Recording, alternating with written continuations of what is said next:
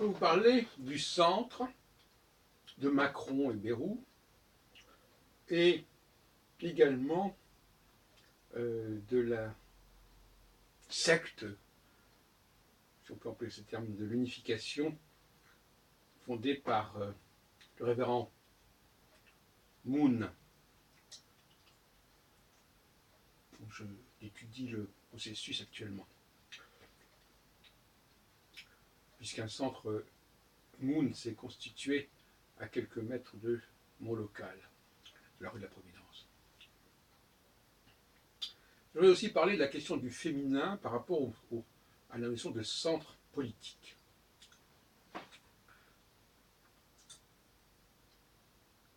Il m'est apparu que le centre, c'était l'ennemi en fait pour moi.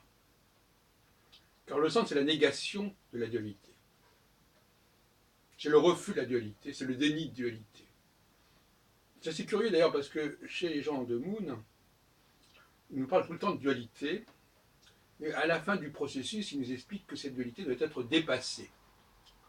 Qu'il faut trouver un élément central qui unifie en quelque sorte la dualité. Vous me permettrez de douter de cela. Je crois au contraire que cette dualité doit être respectée, voire encouragée, à condition d'être approfondie, à condition d'être comprise, d'en comprendre les enjeux, c'est-à-dire elle a précisé cette dualité, parce que parfois cette dualité, elle n'apparaît pas clairement dans sa cohérence, dans sa raison d'être, parce qu'il y a eu des corruptions idéologiques, des emprunts qui ont fait que les pistes sont un peu brouillées, les images sont un petit peu brouillées. Alors moi j'ai expliqué lors d'une réunion récemment, justement avec des gens de cette secte, j'ai expliqué qu'il fallait imposer l'alternance entre la gauche et la droite, ou entre d'autres formes de biparitisme d'ailleurs, de façon... Alors on m'a dit, oui j'ai dit par exemple, oui, de même qu'il y a l'alternance entre le jour et la nuit, les vaches grasses et les vaches maigres, l'été et l'hiver, il faut qu'il y ait une alternance au niveau du fonctionnement de la vie politique. Que cette alternance ne soit pas simplement une option qui se joue à la loterie, mais quelque chose qui soit affirmé dans la Constitution, c'est-à-dire qu'on dise carrément qu'il doit y avoir une alternance systématiquement des différentes valeurs de gauche et de droite, qui sont d'ailleurs aussi quelque part les valeurs masculines et féminines. Et certains m'ont répondu, ah mais non, parce que finalement, c'est pas parce que ça se passe comme ça dans la nature qu'il y a cette alternance, qu'il faut que cette alternance soit également respectée et affirmée au niveau de la vie politique. À mon avis, c'est au contraire nécessaire. Alors, ce que je constate, c'est que les femmes, puisque Macron actuellement à la cote, et que le féminisme est un virus qui se répand, je pense que les femmes ont tendance à aller vers le centre. Parce que le centre, justement, ça évite, au fond, le centre, ça évite de définir ce qu'est la droite ou la gauche. C'est comme si on disait la famille, bon, ben, la famille, l'homme et la femme, bon, c'est un tout. C'est un tout. Alors quand on commence à dire que c'est un tout, ça veut tout dire. Ça veut dire qu'effectivement, on ne cherche pas à comprendre, on ne cherche pas à définir, on ne cherche pas à préciser, on ne cherche pas à distinguer. Donc, je soupçonne les femmes d'être foncièrement, dans l'idéologie féministe actuelle, foncièrement attirées par le centre. Et c'est cela qui, en quelque sorte, fait problème.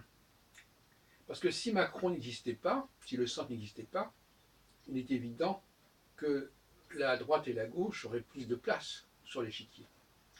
Et le centre fait de l'ombre aux socialistes comme aux républicains.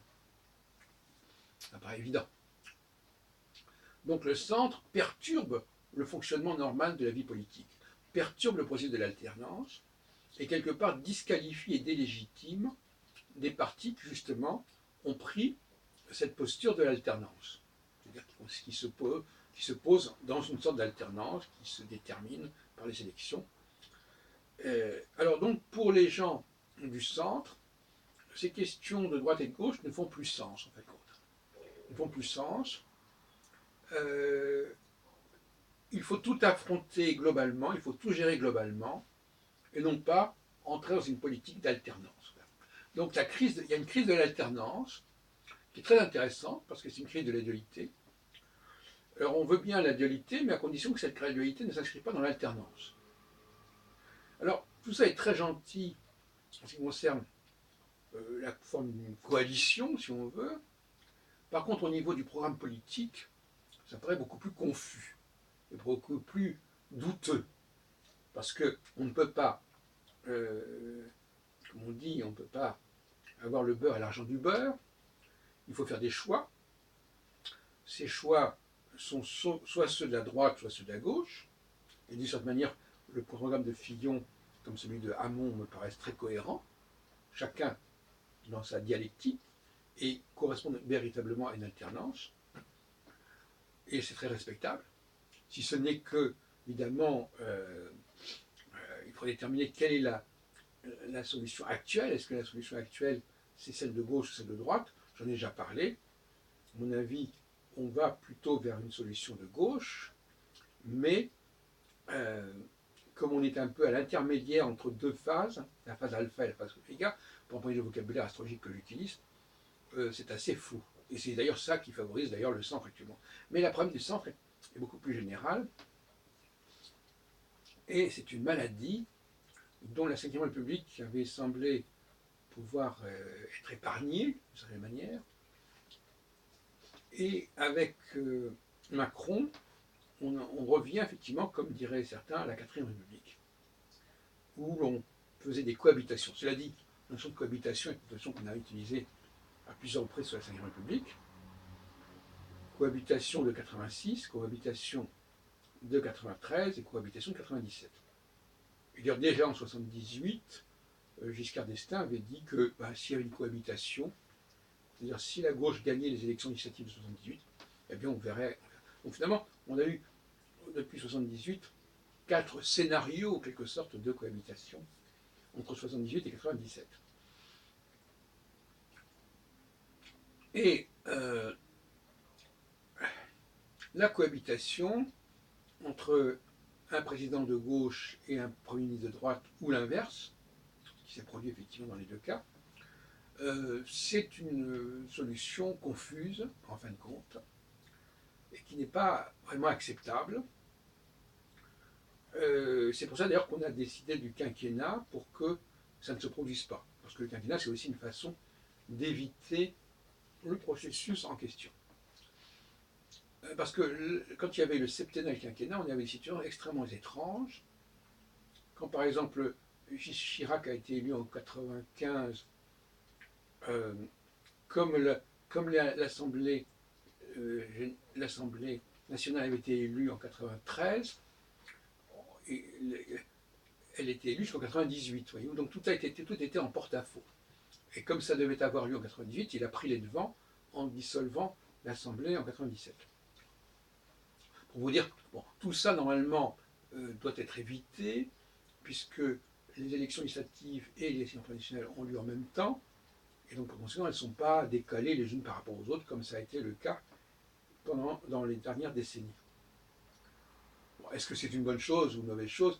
En tout cas, c'est un problème en moins, mais le problème, c'est que l'alternance n'est pas garantie par la Constitution, puisque quand un président sortant de gauche, par exemple, ce qui était sympathique avec François Hollande, justement, c'est qu'il ne se représentait pas, et je trouve que c'est une bonne chose que le président de la République de gauche ne se représente pas pour la fois suivante, ou ne soit pas retenu pour la fois suivante, ce qui a été le cas de Sarkozy, ce qui a été d'ailleurs le cas aussi de Giscard.